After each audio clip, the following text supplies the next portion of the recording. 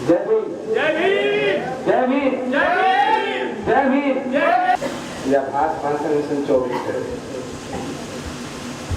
एक सुबह से भाई लाल सिंह जी कह रहे हैं कि भाई सब लोग बताओ 24 का जो चुनाव है उसमें हम बीजेपी को कैसे हराएंगे और उस पर नीतियां बनाए, हम उस पर काम करें, कैसे उस पर हम काम कर सकते हैं।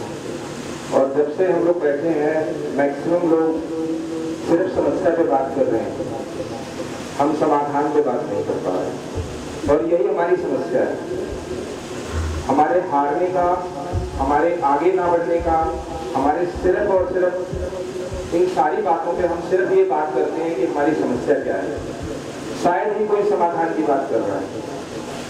तो समाधान जब तक यहाँ पे चिंतन शिविर जब बात शुरू हुई थी तो हम लोगों ने भाई साहब थे, इंजीनियर साहब थे, मैं था और भी बहुत सारे लोग थे जो सब लोग बोले कि भाई ये 2 दिन 3 दिन का मेरा विचार था कि भाई हम लोग, क्योंकि हम लोग समस्या पे ज़्यादा टाइम वेस्ट करते हैं, समाधान पे कम।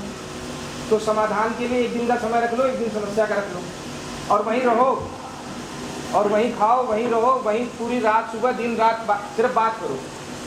समस्या पे बात कर लो, फिर समाधान पे बात कर लो। और वो कुछ मेरी पर्सनल प्रॉब्लम थी, मेरे जीजा जी का एक्सीडेंट हो गया, मैं 10-15 दिन के लिए गाँव चला गया, घर चला गया और 17 तारीख का अमरोहा का प्रोग्राम था। तो वो हमारा प्रोग्राम जो 2 दिन का था वो आज 1 दिन का हम लोगों ने कर दिया। लेकिन उसके अलावा मैं ये चाहता हूँ, मैं ये सबसे पूछना चाहता हूँ कि हर व्यक्ति यहाँ पे जितने लोग बैठे हैं कहीं ना कहीं वो लोग काम कर रहे हैं, समाज के बुद्धिजीवी वर्ग के लोग हैं, सबका अपना एक लाइन में मैं उनसे पूछूं कि भाई बीजेपी को अपनी जो जनता है, हमारी जो जनता है, जो बहुजन समाज है, उनको हम कैसे रोकें कि भाई वो बीजेपी को वोट ना दें या हमारे लोगों को वोट दें। तो उस पर शायद सब लोगों से मैं एक लाइन पूछना चाहूँगा और सब लोग अपने अपने विचार इस पर ज़रूर दें कि वो क्या करेंगे अपने घर जाके, अपने गांव में, अपने संगठन में, अपनी चीज़ों में जाके क्या कहेंगे लोगों से जिससे वो बीजेपी को वोट ना दे। अब भाई बीजेपी को वोट क्यों ना दे, अभी हो सकता है कोई सवाल पूछ लें मुझसे, क्योंकि भाई बीजेपी को वोट देने का मतलब है कि आप अपनी चीज़ों को, अपने भविष्य को ख़त्म कर रहे हो। जो पीछे से लगभग 50-70 सालों से या पिछले 500 सालों से जो हमारे महापुरुषों ने या 2000 सालों से जो हमारे महापुरुषों ने जो संघर्ष किया है, उसका जो फल हमें आज देखने को मिला है कि हम यहाँ खड़े हैं।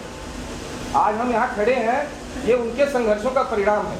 और अगर हम लोग ऐसे ही बैठे रह जाएंगे तो आने वाली जो हमारी पीढ़ी है, फिर हमारे जो पीछे वाले वो वाले दिन आ जाएंगे कि यहाँ कमर में झाड़ू और आगे जो है मटका लटका दिया जाएगा। मटका लटकाते थे फूकने के लिए, जो जैसा सिस्टम था वही बता रहा हूँ। वो हमारे फ्यूचर में आने वाले बच्चों के लिए ऐसा ना हो पाए, इसके लिए हमें बीजेपी को रोकना।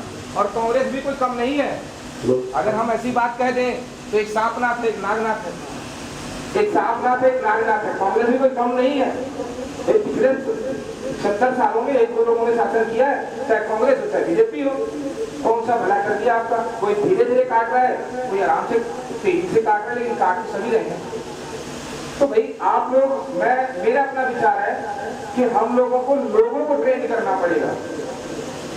लोगों को जैसे हम बताते हैं कि भाई समस्या है, बीजेपी को वोट नहीं देना चाहिए, बीजेपी की एक परेशानी हो रही है, बीजेपी को परेशानी हो रही है, ये हम आपको बता रहे हैं। आप इसको चेन बनाइए, ट्रेन होइए, जाइए। हमें ट्रेनिंग कार्यक्रम रखने पड़ेंगे। जैसे आप देखिए, हम लोग लड़ने किससे जाते हुए आरएसएस से, सब लोग कहते हुए आरएसएस से लड़ रहे हैं। तो उनका ना ट्रेनिंग का प्रोग्राम होता है, 3 दिन का, 10 दिन का, 1 महीने का पूरा प्रशिक्षण कार्यक्रम चलता है। और उन प्रशिक्षण कार्यक्रमों के द्वारा वो ट्रेन किए हुए लोग हैं, हमारे लोग, हमारे समाज के जो यूथ बच्चे हैं वो सबसे ज्यादा वहाँ है और वही लाठी लेके खड़े हैं।